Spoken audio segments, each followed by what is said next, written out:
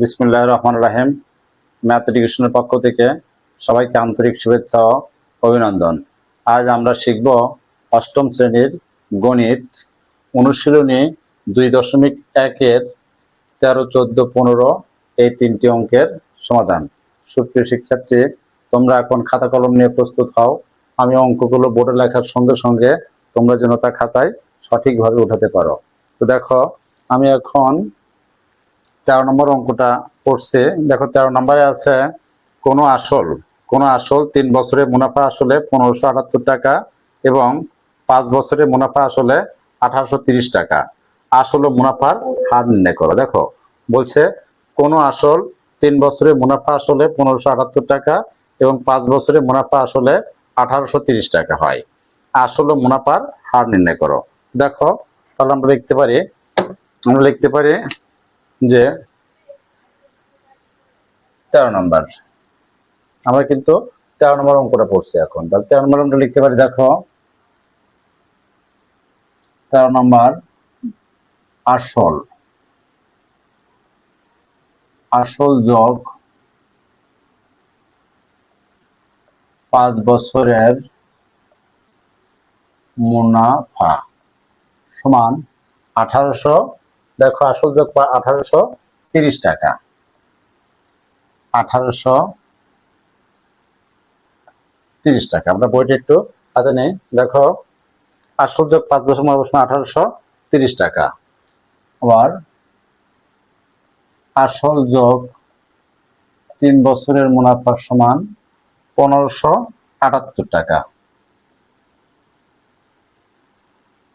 1578 টাকা। এখন আমরা কি করব? দেখো, বিয়োগ করব। আমরা এখানে বিয়োগ চিহ্ন, বিয়োগ, এখানে বিয়োগ করব। তার আসল ক্যান্সেল। 5 থেকে 3 বাদ দেই 2, তাহলে 2 বছরের মুনাফা সমান, দেখো 10 থেকে 8 বাদ 2, হাতের 1, 1 এর সাথে 8, 13 থেকে 8 বাদ দিলে কত? 5, হাতের 1, 1 এর 5 6, 8 থেকে 6 বাদ দিলে 2, 252 টাকা। দেখো, 2 বছরের মুনাফা 252 টাকা। অতএব 1 বছরের মুনাফা 252 ভাগ 2। সুতরাং 3 বছরের মুনাফা হবে, তাহলে 252 গুণ 3 ভাগ 2। তাহলে দেখো, এটা যদি আমরা কাটাকাটি করি, 252-কে 2 দ্বারা কাটলে কত হয়? 126। 126 যদি আমরা 3 দ্বারা ভাগ করি, 300 গুণ করি 378। দেখো, 378 টাকা। এই 378 টাকা কি? আমার মুনাফা। দেখো, মুনাফা। তাহলে আমরা লিখতে পারি, দেখো, সুতরাং আসল পি সমান, দেখো আমরা এখান থেকে বাদ দিব এই 1578 মাইনাস 378, এটা হবে টাকা। দেখো কত টাকা হয়, যদি বিয়োগ করি কত হবে? 1200 টাকা। 1200 টাকা হলো আমার পির মান। তাহলে এখানে দেখো আয়ের মান কত? 378 টাকা। 378 আয়ের মান, এবং এন হলো 3 বছর। আমাকে নির্ণয় করতে বলছে যে আসল ও মুনাফার হার নির্ণয় করো। তাহলে আমরা আসল নির্ণয় করেছি, আসল কত? 1200 টাকা। আসল 1200 টাকা, আর মুনাফার হার নির্ণয় করবো, হার মানে আর এর মান। অতএব আর সমান নির্ণয়। তাহলে দেখো, আমরা এই পাশে লিখতে পারি যে আমরা জানি,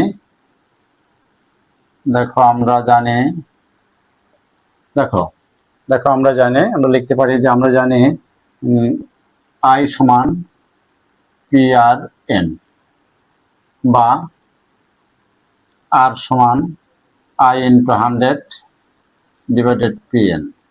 এখানে অবশ্যই পার্সেন্ট চিহ্ন। তাহলে আয়ের মান কত? আয়ের মান দেখো এখানে 378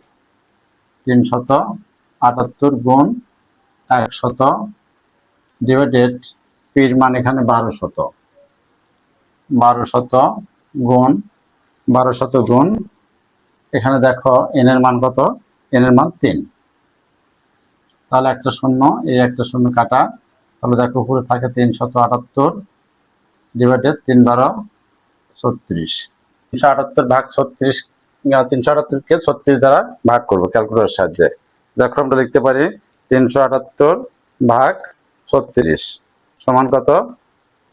21/2, 21/2 অর্থাৎ 10.5। তো এখানে আমাদের রেজাল্ট আসছে কত? 10.5। সুপ্রিয় শিক্ষার্থী, এ পর্বে আমাদের রেজাল্ট এই 13.1-এর মুনাফা কত বলছে? বলছে হলো যে আসলে মুনাফার হার কত? আসল। সুতরাং আমরা লিখতে পারি যে নিম্নে আসল 1200 টাকা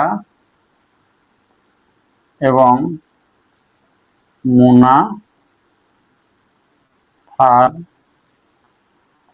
হার 10.5 টাকা। এটা হলো আমার এই 13 নম্বর অঙ্কের সমাধান। তো আমরা এখন দেখো, আমরা এখন 14 নম্বর অঙ্কটা করব। 14 নম্বরে বলছে যে 14 নম্বরে বলছে যে বার্ষিক 10% মুনাফায় 3000 টাকা এবং 8% মুনাফায় 2000 টাকা বিনিয়োগ করলে মোট মূলধনের উপর গড়ে শতকরা কত টাকা মুনাফা পাওয়া যাবে? তাহলে দেখো আমরা তাহলে এইভাবে করব। তো আমরা এখন বোর্ডটা মুছে, তো এখন আমরা 14 নম্বর অঙ্কটা করব। দেখো 14 নম্বরে আমরা লিখতে পারি যে প্রথম ক্ষেত্রে, দেখো 14 নম্বরে প্রথম ক্ষেত্রে দেখো, প্রথম ক্ষেত্রে আমরা লিখতে পারি P = 3000, P = 3000, এরপরে আছে P = 3000, R = 10%।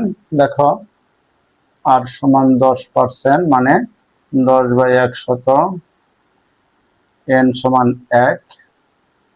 I = নির্ণয়। দেখো আমরা লিখতে পারি যে আমরা জানি I = PRN।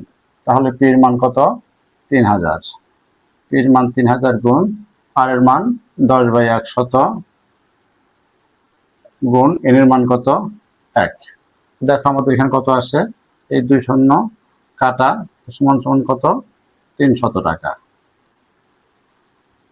300 টাকা আমার এখানে আয়ের মান। এখন আমরা লিখব দ্বিতীয় ক্ষেত্রে। দেখো দ্বিতীয় ক্ষেত্রে P = হলো আমার 2000 টাকা। আর R = বলছে এখানে, দেখো R = বলছে 8%। তাহলে R = 8%, মানে 8/100। N = 1 বের করব, I = নির্ণয়। তাহলে এখানে আমরা লিখব যে I = PRN। আর P এর মান কত? 2000 গুণ R এর মান 8/100, N এর মান 1। 2 শূন্য আমরা কাটে, তাহলে এখানে 8 × 16, 160 টাকা। 160 টাকা। দেখো আমরা দুইটা কি আয়ের মান অর্থাৎ মুনাফা পেয়েছি। এখন বলছে যে বিনিয়োগ করলে মোট মূলধনের উপর গড়ে শতকরা কত টাকা মুনাফা পাওয়া যাবে? গড়ে শতকরা কত টাকা মুনাফা পাওয়া যাবে? আমরা গড় করব, আমরা মোট লিখব যে তৃতীয় ক্ষেত্রে। দেখো তৃতীয় ক্ষেত্রে P সমান, দেখো P সমান হলো 3000 যোগ 2000 সমান কত? 5000। দেখো 3000 যোগ 2000 মোট 5000 হলো P। তাহলে I যা আমরা বের করছি, তাহলে I লিখবো I হলো 300 যোগ 160। দেখো 300 যোগ 160 সমান কত? 460। N = কত? 1। N = 1। এখানে আমরা R বের করব, R = নির্ণয়। তো দেখো আমরা লিখতে পারি যে আমরা জানি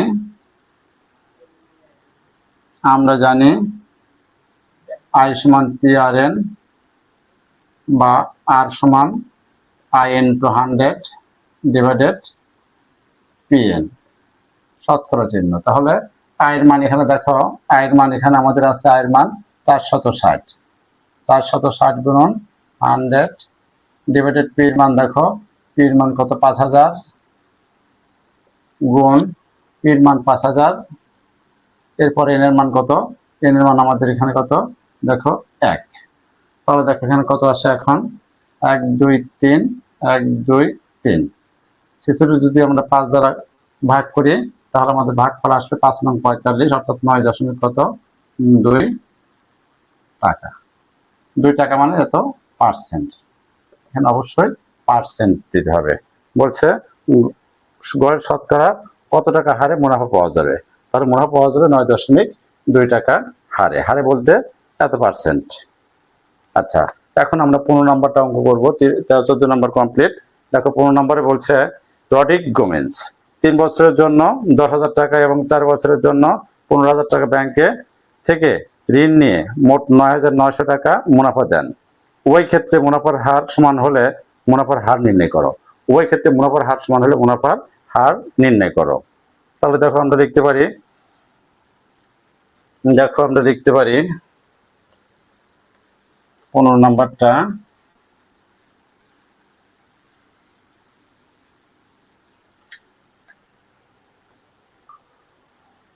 নাম্বারটা, ধরি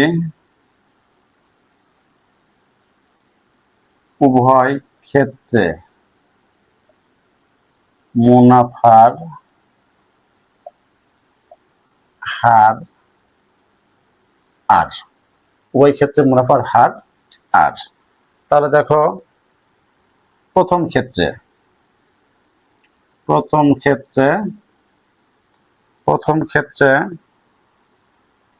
পি সমান 10,000, পি সমান 10,000, এন সমান 3, আই সমান কত, আই বের করব। তাহলে দেখো লিখতে পারি যে আমরা জানি আই সমান পি আর এন, তাহলে পির মান কত 10,000 গুণ এন এর মান, আর এর মান কত, শুধু আর মানে আর ডিভাইডেড 100 গুণ এন এর মান 3। তাহলে শূন্য, এই শূন্য কাটা, তাহলে এই এখানে আছে 100, 100 যদি আমরা 3 দ্বারা, দেখো 100কে যদি আমরা 3 দ্বারা 10,000 এখানে ছিল, তাহলে কত হবে 300, তার সাথে আর আছে 300 আর আমার প্রথম ক্ষেত্রে আয়ের মান। দ্বিতীয় ক্ষেত্রে দেখো, দ্বিতীয় ক্ষেত্রে এটা প্রথম ক্ষেত্রে, দ্বিতীয় ক্ষেত্রে পি সমান, দেখো পি সমান 15,000, এন সমান দেখো এখানে কত 4 বছর, এন সমান 4, এখানে আই সমান বের করব। আর সমান তো আমার সেই ওই ক্ষেত্রে আর তো আমার আরই, তাহলে আমরা এখানে লিখতে পারি আই সমান পি আর এন, বা পির মান হলো 15,000 গুণ আর এর মান আর বাই 100 গুণ এন এর মান কত, এন এর মান 4, শূন্য 2টা কাটা। তাহলে দেখো 15কে আমরা 4 দ্বারা গুণ করি, 4 15 60, 600 আর, দেখো এখানে 600 আর, এখানে কত 300 আর। তো আমরা লিখতে পারি প্রশ্ন মতে, দেখো প্রশ্ন মতে 300 আর যোগ 600 আর কত, এই দুটো মুনাফা সমান কত 9,900, 99 দেখো 99, বা 300 আর 600 কত 900, আর সমান 9,900, বা আর সমান 9,900, নিচে কত 900, আর দুটো শূন্য যদি আমরা কাটা দিই 99, বা আর সমান কত 9 11 99, 11, কারণ যেহেতু আর সেহেতু এখানে অবশ্যই কত পার্সেন্ট হবে, 99, সুতরাং আর সমান 99%। তাহলে উভয় ক্ষেত্রে মুনাফার হার সমান হলে মুনাফার হার নির্ণয় করো। তাহলে নির্ণয় মুনাফার অতএব নির্ণয় মুনাফার হার 11%। তো দেখো এ পর্বে আমার 13, 14, 15 এই 3টি অঙ্কের সমাধান কমপ্লিট। সুপ্রিয় শিক্ষার্থী, তোমরা এই অঙ্ক 3টি বুঝতে তোমাদের যদি কোনো প্রকার সমস্যা থেকে থাকে তাহলে অবশ্যই কমেন্ট বক্সে জানাবে, তাহলে আমরা পরবর্তীতে সংশোধনী দেওয়ার চেষ্টা করব। আর যদি ভালো লেগে থাকে তাহলে অবশ্যই লাইক, কমেন্ট এবং শেয়ার করবে। আল্লাহ হাফেজ।